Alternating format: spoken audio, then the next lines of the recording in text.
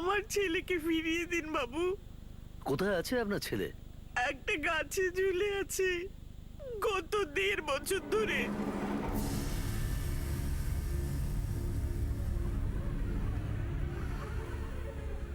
গাছে ঝুলছে? আগে হ্যাঁ বাবু, গাছে।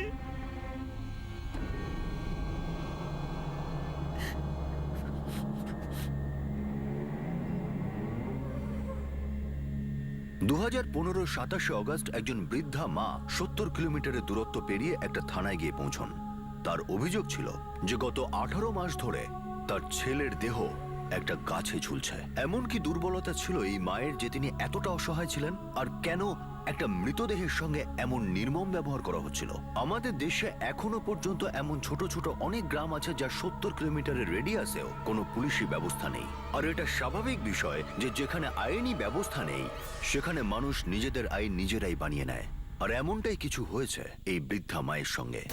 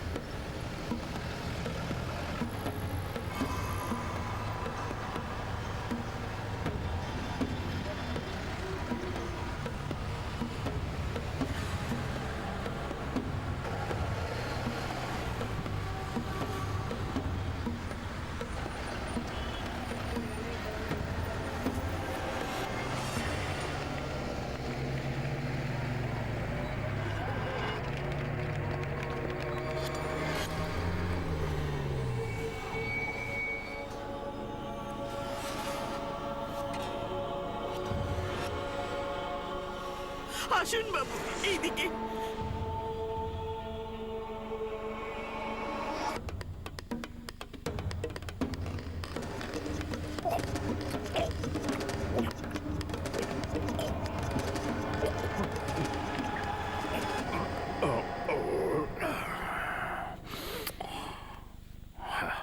মোড়ল মশাই,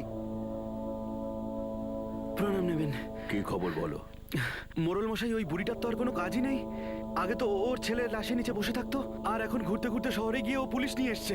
এটা কিন্তু মোটেও সহ্য করা যাবে না যে আমাদের পূর্বপুরুষের নিয়মকে কেউ ভাঙার চেষ্টা করবে।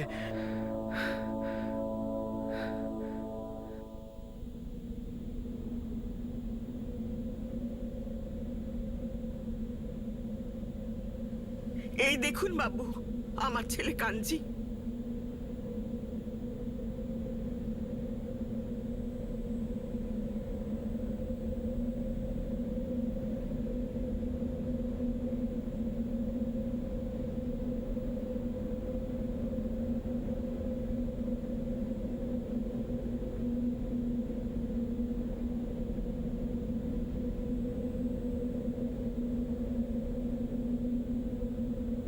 আরে ও বাবু, ও বাবু, আরে ও বাবু, কি করছো? একা একা কি করছো?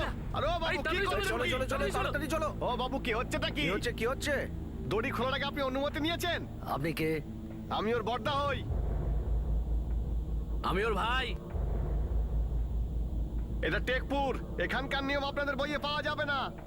গ্রামে তো ঢুকে পড়েছেন, কিন্তু এখানকার ব্যাপারে নাক গলাতে দেব না। এটা এখানকার ব্যাপার। আরে কাঞ্জি আমার ছেলে, আমার ছেলে ছিল কাঞ্জি, তোদের নিজের দাদা ছিল।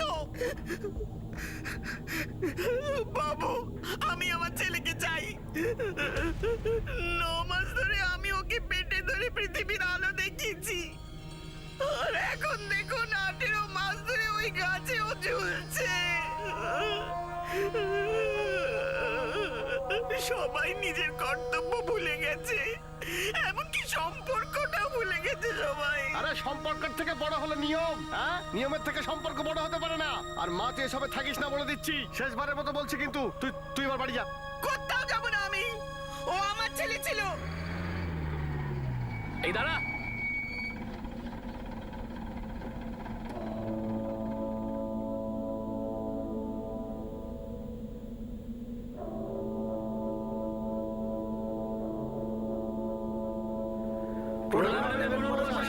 প্রণাম প্রণাম।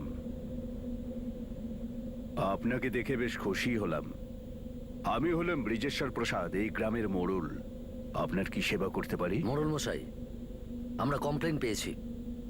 কমপ্লেন অনুযায়ী এই বডিটাকে নিচে নামিয়ে আমাদের থানায় নিয়ে যেতে হবে। আরে আপনার জন্য তো আমি জীবনটাই দিয়ে দিতে পারি হুজুর, কিন্তু এই লাশটা তো ততক্ষণ নামানো যাবে না যতক্ষণ না এর বাড়ির লোকেরা মওতানার টাকাটা না পাচ্ছে। তার আগে তো কিছুতেই নয়, নামানোই যাবে না।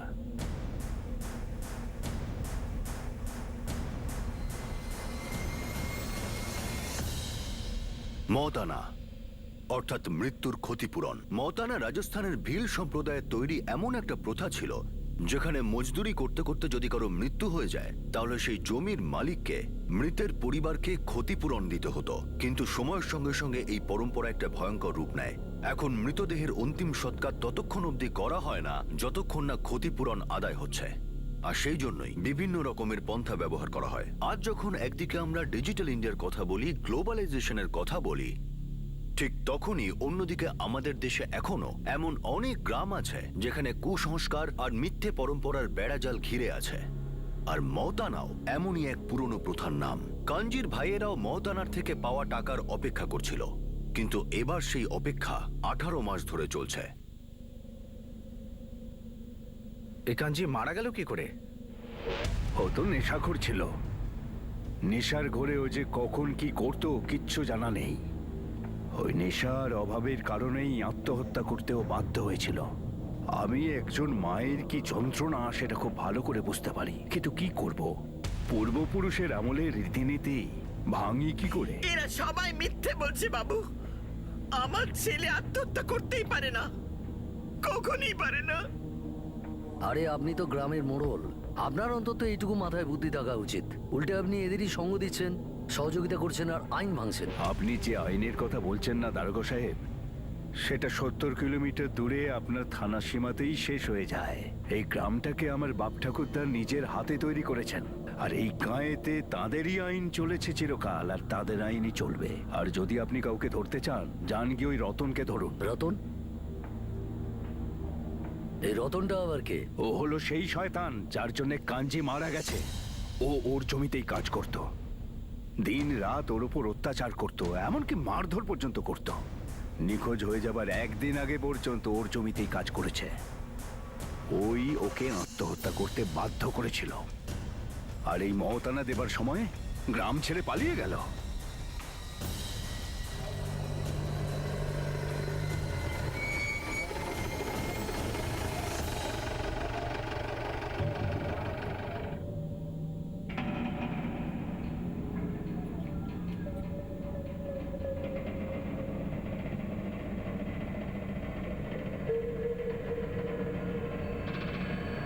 বেটা বদমাইশ কোথাকার, হ্যাঁ?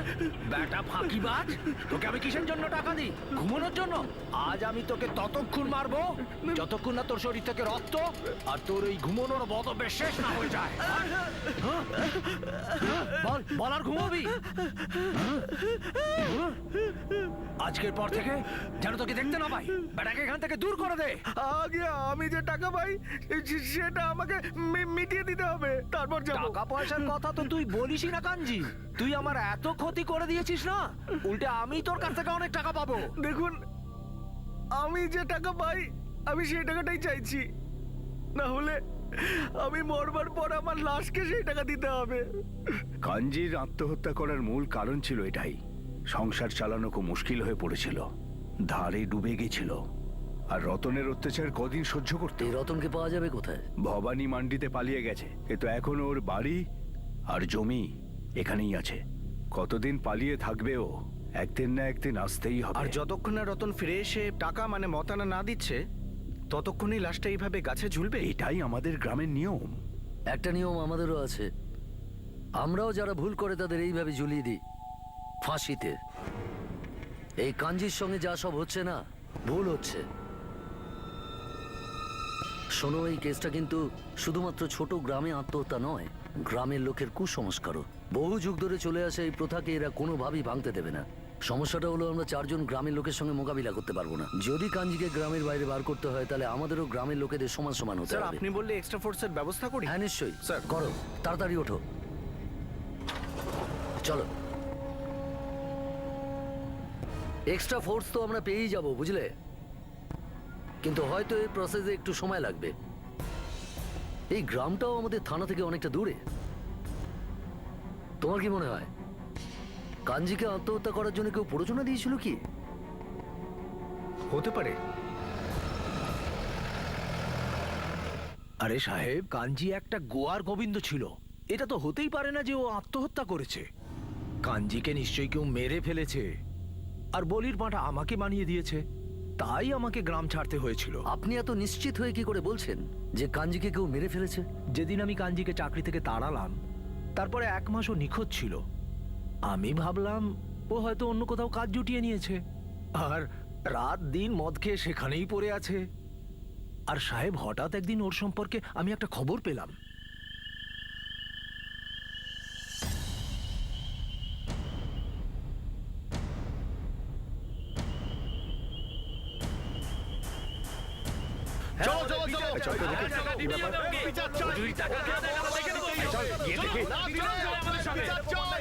আপনি বলুন দেওয়া উচিত কিনা? কি ব্যাপার মোড়ল মশাই, আমার বাড়ির সামনে এমন ভিড় জমিয়েছেন কেন?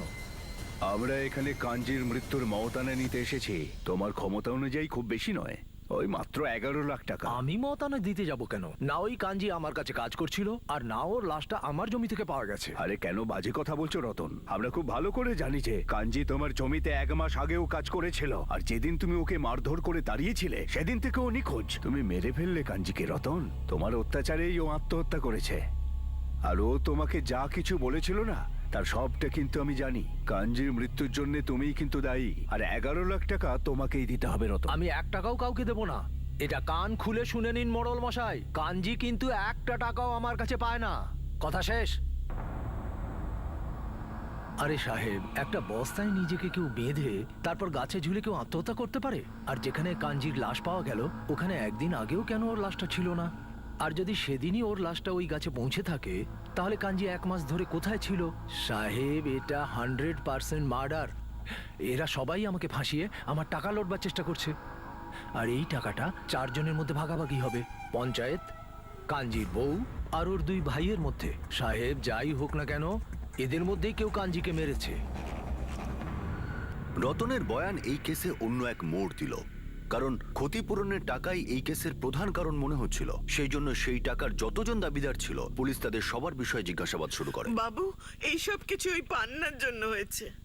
আমার ছেলে কাঞ্জি ওর বউ পান্নাকে খুব ভালোবাসতো, কিন্তু হয়তো এইসব কিছু পান্নার জন্য যথেষ্ট ছিল না। আর পান্না যদি নিজেও চাইতো, তাহলে কি নিজের স্বামীকে 18 মাস ধরে একটা গাছে ঝুলে থাকতে দিত? আমার কাঞ্জির জন্য কারোর কোনো চিন্তা নেই। সবাই শুধু নিজের লাভের কথাই ভাবছে। এই কাঞ্জিকে গাছে ঝোলানোর পেছনে অনেকেরই স্বার্থ জড়িয়ে রয়েছে। পান্নার উপরে কাঞ্জির মায়ের সন্দেহ রয়েছে। রতনও পান্নার দিকে ইশারা করেছিল। এই পান্নার ব্যাপারটা একটু গোলমেলে মনে হচ্ছে।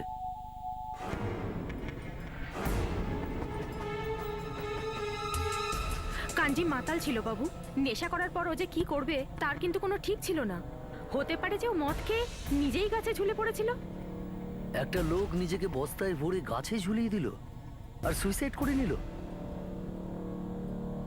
যতগুলো লোক এই ফালতু লজিককে সত্যি বলছে, তারা প্রত্যেকে মিথ্যে কথা বলছে। এদের সবার উপর নজর রাখো। আমি এদের কাউকে বিশ্বাস করতে পারছি না। স্যার,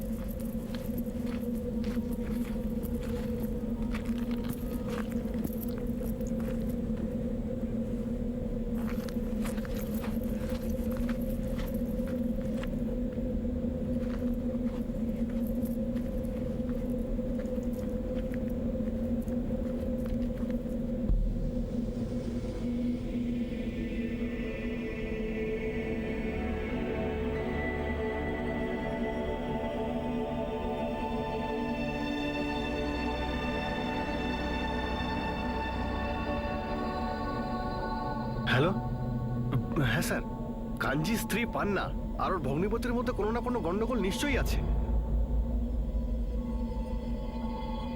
হ্যাঁ স্যার, আমি নিজের চোখে দেখেছি। ঠিক আছে,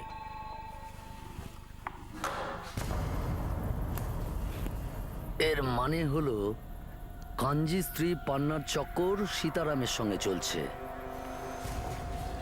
এদিকে দেখো কাঞ্জির লাশের এখনো শেষকৃত্যই হলো না, আর এদিকে দেখো অন্য সম্পর্কগুলো আমাদের সামনে পর্দা ছিঁড়ে বেরিয়ে আসছে। আচ্ছা, এটা কারণ নয় তো যেটা আমরা খুঁজছি? হতে পারে স্যার। একটা বিধবা তার বাচ্চাকে নিয়ে জীবন কাটানোটা যে কি কষ্টের বাবু, সেটা আপনারা বুঝতে পারবেন না। কারণ আমাদের সমাজে তো মেয়েদের উপর কাঁধা ছিটলেই পুরুষত্ব প্রমাণ হয়। সীতারাম আমাকে পছন্দ করত, আর কাঞ্জি যাওয়ার পর আমারও কারো সাহায্যের দরকার ছিল। আমাদের দুজনের প্রয়োজন একই ছিল, আর এটাই কারণ ছিল আমাদের সম্পর্কটা শুরু হওয়ার। আর এরপরে তোমরা সম্পর্ক তৈরি করে নিলে। ও আমার খুব ভালোভাবে খেয়াল রাখে, কাঞ্জিও আমার খেয়াল রাখতো, কিন্তু সীতারাম তার থেকেও বেশি আমাদের খেয়াল রাখে, আর এটাই যথেষ্ট আমাদের জন্য। পান্নার এটাই সব থেকে বেশি ভালো লাগে যে সীতারাম ওর সব থেকে বেশি খেয়াল রাখে। এবার এটা খোঁজ নিতে হবে যে সীতারাম ও পান্নার প্রেমের কাহিনী কাঞ্জির মৃত্যুর পরে শুরু হয়েছিল না কাঞ্জির মৃত্যুর আগে। দেখুন বাবু, আমার কি লাভ হবে বলুন তো কাঞ্জি মারা গেলে? আর আমি ওর বউয়ের সাথে গত 1 বছর ধরেই আছি, মানে কাঞ্জির মারা যাওয়ার 6 মাস পর থেকেই। আর আপনি যদি জানতে চান যে কাঞ্জি আত্মহত্যা করেছে না ওর খুন হয়েছে, তাহলে এই কথাটা আপনি কাঞ্জির ভাই কেদার আর ভানুর কাছে জানতে পারবেন।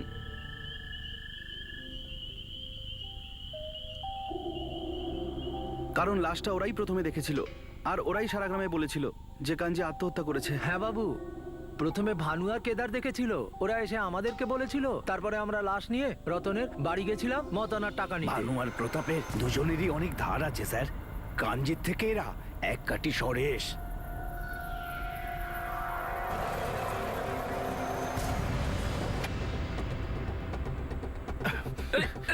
চল, চল, হাট। তোরা দুজনে মিলে কাঞ্জিকে ঝুলিয়েছিলিস। কাঞ্জিকে বস্তায় ভরার আগেই ও মারা গিয়েছিল। আপনি কি বলছেন? কিছুই বুঝতে পারছি না বাবু। কোনো ব্যাপার না, এসব শোনার অভ্যেস আমাদের আছে। এই কেস সলভ হোক না হোক, কিন্তু তোদের মৌতানাতে আমাদের অংশ নিশ্চয়ই থাকবে। বাবু বাবু বাবু, আমি সব সত্যি কথা বলবো বাবু। আমাকে আমাকে মারবেন না বাবু, আমি সব কিছু বলবো। বাবু বাবু বাবু, এটা একদমই সত্যি। আমাদের অনেক ধার আছে, গ্রামের সবারই কিছু না কিছু ধার আছে বাবু। কিন্তু কিন্তু আমি কাঞ্জিকে মানিনি বাবু। তাহলে কে মেরেছে? বাবু আসলে সেদিন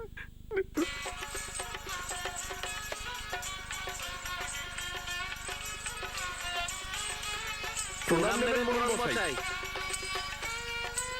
কাঞ্জিকে 3 দিন ধরে খুঁজেই পাচ্ছি না। শেষবার আপনার সঙ্গেই দেখা করেছিল। আপনিই বলুন মোড়ল মশাই। তোদের ভাইকে খুঁজে পেয়ে যাবি, তার আগে আমার সঙ্গে চল, কুয়োটা পরিষ্কার করে দিবি। চল। ঠিক আছে, তাড়াতাড়ি চল।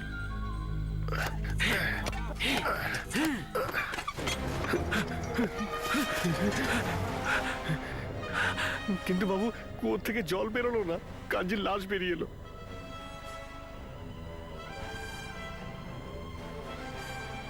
মোড়ল মশাই তখন আমাদের বললেন যে এই লাশটাই আমাদের সব সমস্যা দূর করতে পারে। আমরাও ভাবলাম যে হয়তো আমাদের ভাগ্য এই লাশটাকেই খুঁজে বেড়াচ্ছিল। মতনার টাকা দিয়ে সব ধার শোধ হয়ে যেত বাবু।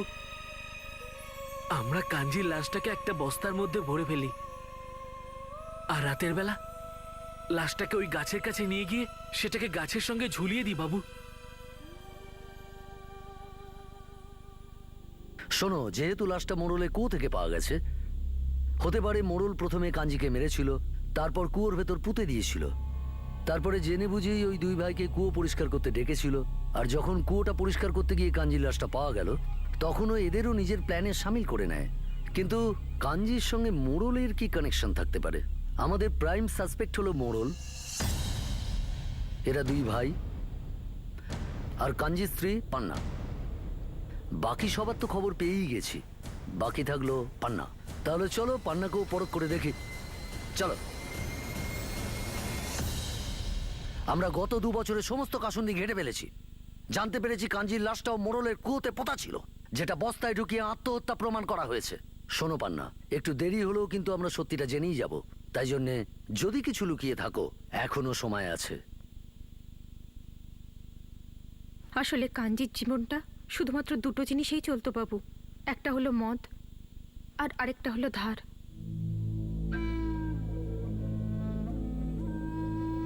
এটা তো খালি হয়ে গেল রে কাঞ্জি। আরো খাবি নাকি? এক কাজ কর, গিয়ে তোর বউকে ডেকে নিয়ে আয়। আমার তো খুবই খিদে পেয়ে গেছে রে। ও এখানে আমাদের জন্য খাবার বানাবে, আমি তোর জন্য মদ নিয়ে আসবো। যা তাড়াতাড়ি যা। প্রণাম নেবেন মালিক। মালিক, এই হলো গিয়ে আমার বউ। আরে দারুণ রান্না করে। হ্যাঁ, সেটা তো আমি করিয়েই নেব, যেটা আমি চাই। তুই এই মদটা খা, আমি আপনার আমি কি ওকে বলবো? রান্নাঘরটা দেখিয়ে আনি। চল।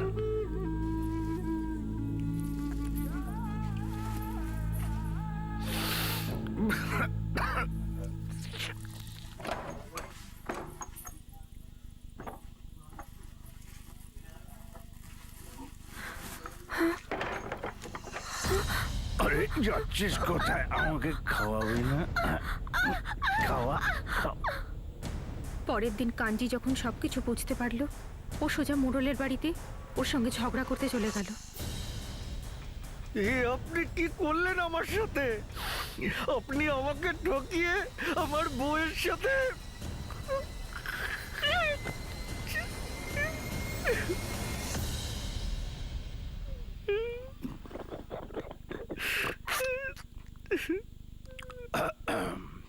দেখ, আরে তোকে তো আমি বলেইছিলাম যে আমার খিদে পেয়েছে। আর ওই সময় কিসের খিদে পেতে পারে বল, বল না। আরে মদ খাওয়ার পর মেয়ে ছেলের দরকার হয়, বুঝিস না কেন? হ্যাঁ, নে ওঠ ওঠ, এখানে বস বস বস। এদিকে দেখ, আর এদিকে দেখ না রে। আমার 2 লাখ টাকা তোর কাছে আছে। আমি চেয়েছি কি? চাইনি তো। আমার খিদেটা কি সেটা তো বুঝেছিস। তুই আমার খিদে মেটা, আমি তোর খিদে মেটাবো। তোকে দারুণ একটা সুযোগ দিচ্ছি। চল, এই নে 20 টাকা, আর এই নে মদ। আরে নে না রে, যা। কাঞ্জি আমার কথা খুব চিন্তা করত, আর ও আমাকে খুব ভালোবাসতো। কিন্তু মাঝে মাঝে ওই নেশা, ভালোবাসা, সম্পর্ক, মনুষ্যত্ব এই সমস্ত কিছুকে শেষ করে দিত। কাঞ্জি নেশায় ডুবে যাচ্ছিল, আর মোড়ল ওর দুর্বলতার সুযোগ নিয়ে ওকে চুপ করিয়ে দিয়েছিল। মোড়ল রোজ আসতো, আর ও রোজ আমার সাথে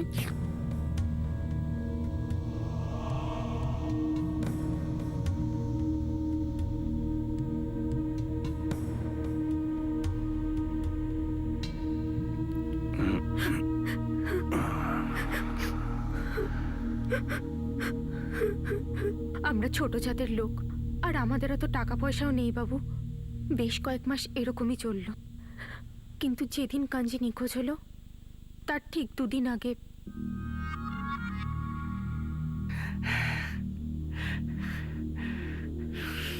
আমাদের এবার সব দুঃখ দূর হয়ে যাবে রে। তুই চিন্তা করিস না।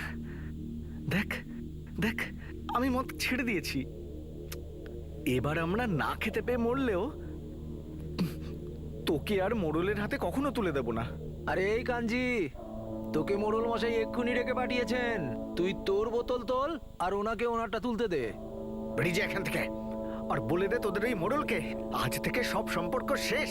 2 দিনের মধ্যে ওর 2 লক্ষ টাকা আমি ফিরিয়ে দেবো। আজকের পর থেকে তোদের যেন এখানে না দেখি। যা বেরো। আর সেই 2 দিন কখনো আসেনি বাবু। শুধু কাঞ্জির খবর এলো। আপনারা আমার বোনকে কি জিজ্ঞাসা করছেন? জিজ্ঞেস করতে হলে ওদেরকে কি করুন, যারা এই সব কিছুর পেছনে রয়েছে। যখন কারো দারিদ্র্যের সুযোগ নিয়ে তাকে শোষণ করা হয়ে থাকে, তখন লোকসান শুধু সেই মানুষটির নয়, বরং গোটা সমাজেরই হয়ে থাকে। কারণ এই চিন্তাধারা সমাজের সেই বিকৃত মানসিকতাকেই সামনে আনে, যেটা এখন শুধরে নেওয়ার প্রয়োজন। গ্রামের মোড়লও একই মানসিকতার শিকার ছিল। সে তার ক্ষমতা এবং পদের অপব্যবহার করে একজন গরিব মহিলাকে শোষণ করে। আর কাঞ্জি যখন তার বিরোধিতা করতে শুরু করে তখন স্বাভাবিকভাবেই মোড়লের হয়তো এই বিষয়টা সহ্য হয়নি, কিন্তু এই মোড়লই কি কাঞ্জিকে নিজের রাস্তা থেকে সরিয়ে দিয়েছিল?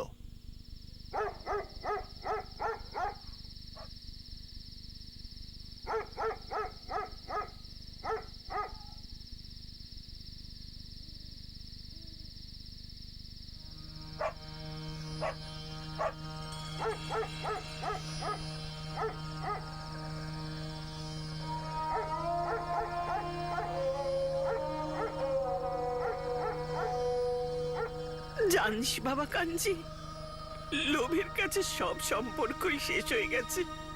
সবাই নিজের লাভের কথা ভাবছে, একটা মরা মানুষকে নিয়ে তামাশা করছে। কিন্তু তুই কোনো চিন্তা করিস না বাবা, আমি আছি তো, তোর মা। আমি কিন্তু তোকে নিশ্চয়ই মুক্তি পাওয়াবো, তুই চিন্তা করিস না।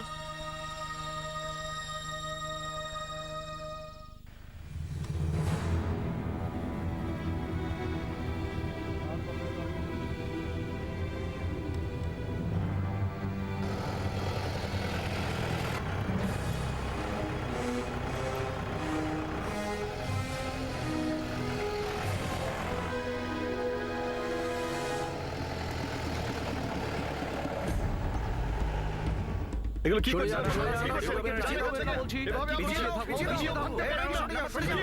আস্তে আস্তে আস্তে নাও,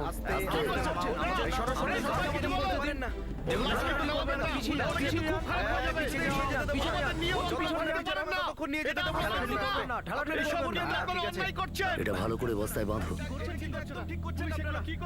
মাসিমা, পোস্টমর্টমের পরে আপনার ছেলেকে আপনার হাতে তুলে দেওয়া হবে। আর এটাও হতে পারে যে ততদিনে খুনিও আইনের হাতে ধরা পড়বে।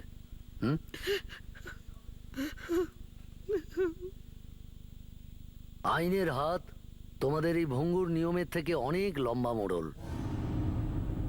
Suryaban, yes sir. মোড়লের জন্য পঞ্চায়েত ডাকো, একে তুলে নিয়ে যাও। আমাদের লাশ লুকোনোর জন্য কুয়োর দরকার পড়ে না মোড়ল, নিয়ে যাও একে। চলো নিয়ে যাচ্ছে, কি ব্যাপার বলো তো? পুলিশ নিয়ে যাচ্ছে।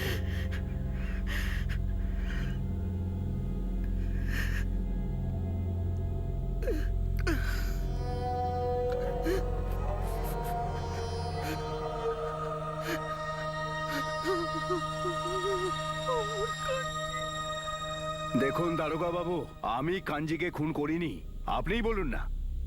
ওই কাঞ্জি ভিখিরির বাচ্চা, রোজ এসে আমার কাছ থেকে ও 20 টাকা নিয়ে যেত। 2 লাখ টাকা কি করে শোধ দিত? আরে ওর বউটা মিথ্যে কথা বলছে, ও ওর ছোট ভাইকে বাঁচানোর চেষ্টা করছে। ওদের দুজনের মধ্যে ঝগড়া হয়েছিল। শয়তান কোথাকার, তুই আমার বোনকে মোড়লের কাছে, তোর এত বড় সাহস! মোড়লের কাছে পাঠিয়েছিলি। আমার সাথে যে কাঞ্জির বউয়ের একটা সম্পর্ক ছিল সেটা ওর শালা জেনে গেছিল, সেই জন্যই ও কাঞ্জিকে মেরেছিল।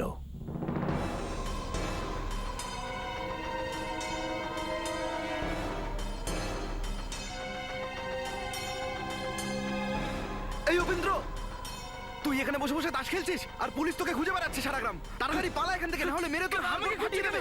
আমি তো কিছু করিনি। দাঁড়া বলছি, দাঁড়া বলছি, দাঁড়া বলছি,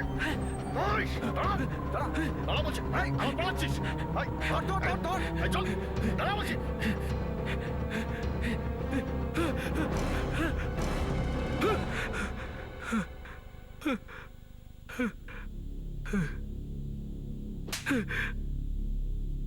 কি মনে হয়েছিল তোর আমাদের হাত থেকে বেঁচে পালাবি? আমি ওকে মারিনি বাবু। আরে কাঞ্জিকে খুন করে কি আমি আমার নিজের বোনকে বিধবা করব নাকি? না, কিন্তু হ্যাঁ, আমার প্রচন্ড রাগ হয়েছিল যখন আমার বোনের সঙ্গে ওই মোড়লের ব্যাপারটা শুনলাম। কিন্তু আমি জানতাম ওকে মেরে ফেললেও কোনো লাভ হবে না। আমার বোন একটা চোরাবালিতে ফেসে গিয়েছিল ওই কাঞ্জির কারণে, তাই ওর সঙ্গে কথা বলা আমি বন্ধ করে দিয়েছিলাম। নিখোঁজ হয়ে যাওয়া 2 দিন আগে কাঞ্জি আমাদের বাড়িতে আসে। আমি মদ ছেড়ে দিয়েছি ভাই, আমাকে বিশ্বাস কর। না খেয়ে মরবো, কিন্তু আর কোনোদিন মদ ছুবো না। আমি দিব্যি করেছি রে, 2 দিনের মধ্যে 2 লাখ টাকার জোগাড় হয়ে যাবে। আমি গিয়ে মোড়লকে ফেরত দিয়ে দেবো। পান্নাকে আর ওখানে যেতে হবে না, ভরসা কর আমাকে, আমি একদম সত্যি বলছি। এরপরও নিখোঁজ হয়ে যায়, আর তারপর একদিন গাছ থেকে ওর লাশটা ঝুলতে দেখা যায়। আমরা তো ভেবেছিলাম ও হয়তো আত্মহত্যা করেছে, যাতে মতানা থেকে পাওয়া টাকা দিয়ে আমার বোনের জীবনটা ঠিক হয়ে যায়। আমি ঘুণাক করে এটা টের পাইনি যে ও আত্মহত্যা করেনি, বরং ওকে মেরে ফেলা হয়েছে।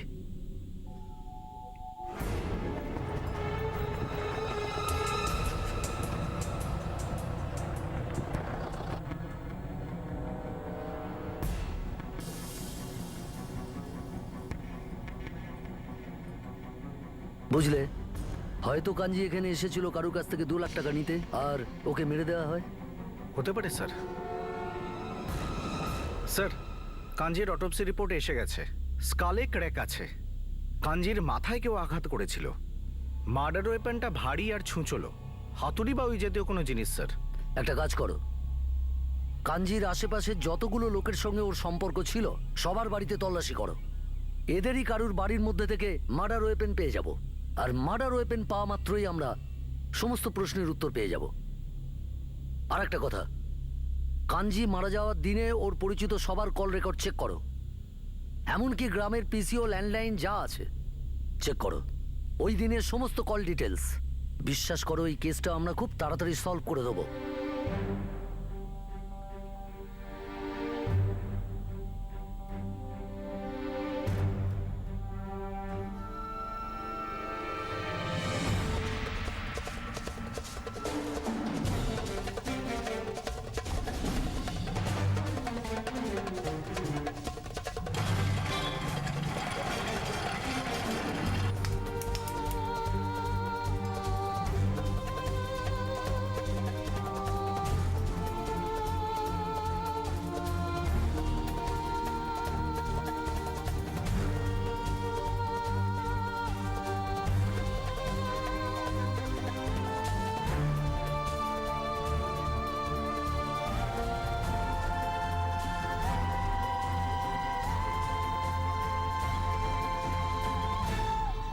সীতারাম, তুই প্রার্থনা কর যে এই হাতুড়ি আর কুড়ুলগুলোতে রক্তের দাগ যেন না পাওয়া যায়, না হলে ও তো মরার পরে ঝুলেছিল, তোকে জ্যান্তই ঝুলিয়ে দেবো।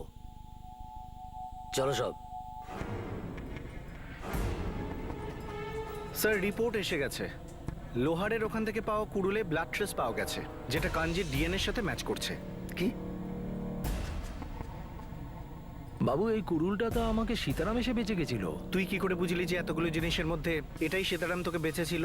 বাবু, আমি তো এখানকার মিস্ত্রিদের ছোটখাটো জিনিস তৈরি করি, কখনো কুড়ুল তৈরি করিনি। কুড়ুলটা ভারী ছিল তাই রেখে দিয়েছিলাম, ভেবেছিলাম গলিয়ে নেব।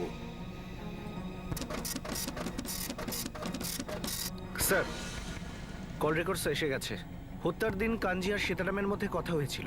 ঠিক সেই রাতেই সীতারামের মোবাইল লোকেশন ওই জায়গাতেই অ্যাক্টিভ ছিল, কুয়োর পাশে। আর লোহারের কাছে পাওয়া কুড়ুলটাও সীতারামেরই স্যার। এর মানে হলো সীতারামই কাঞ্জিকে মেরেছে। এতদিন ধরে এদিক ওদিক ছোটাচ্ছিস, আমাদের বোকা ভাবিস না, নিজেকে বেশি চালাক মনে করিস। আমি বলছি সব সাহেব, সব বলছি সাহেব। বল। আমি মেরেছি কাঞ্জিকে সাহেব, আমি মেরেছি কাঞ্জিকে।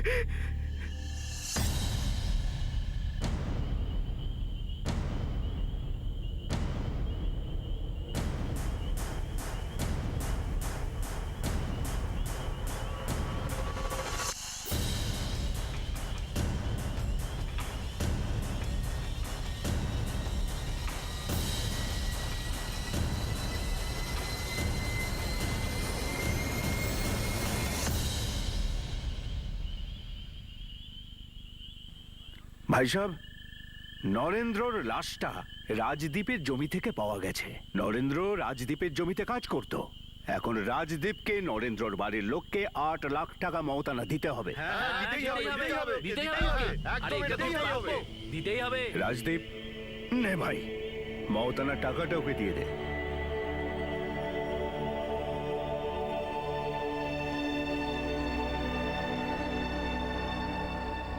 দেখ, আমি কিন্তু সব দেখেছি সীতারাম।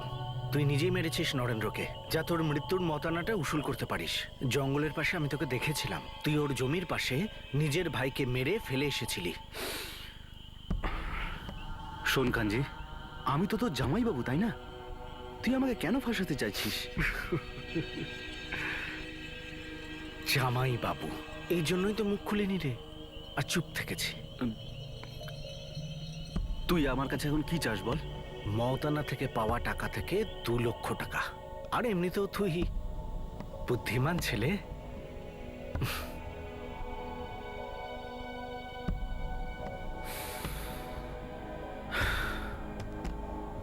সে তো আমি বেশ বুদ্ধিমানই কাঞ্জি।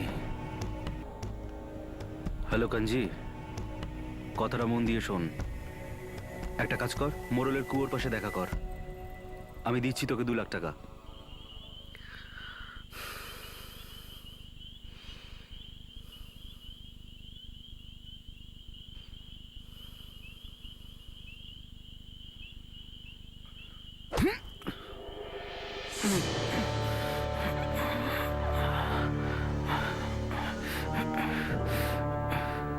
এটা সত্যি যে আমি কাঞ্জিকে খুন করে ফেলেছি। আমি কিছু বুঝতে পারছিলাম না সাহেব, আসলে বুঝতে পারছিলাম না কি করব আমি।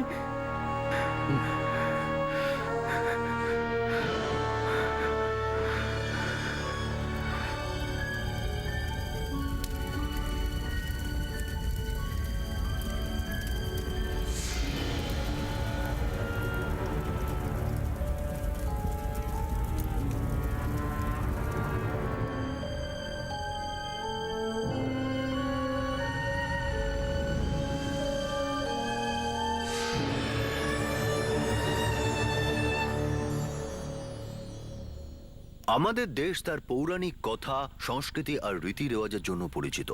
আর এই রীতি রেওয়াজ সমাজ আর মানুষের ভালোর জন্য তৈরি হয়েছিল। কিন্তু আজ কিছু মানুষ লোভের বশবর্তী হয়ে এই সব রীতি রেওয়াজের অপব্যবহার করে চলেছে।